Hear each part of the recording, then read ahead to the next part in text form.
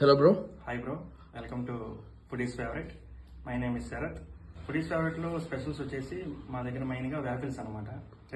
Reasonable రేట్కి మేము waffles అనేది ప్రొవైడ్ చేస్తాం. యాక్చువల్లీ ఈ ఫుడీస్ ఫేవరెట్ అనే థాట్ మాకు ముందు వచ్చింది లాస్ట్ ఇయర్. మేము విజయనగరంలో ఎగ్జిబిషన్లో చాకో వ్యాఫిల్ అనే స్టాల్ పెట్టామన్నమాట.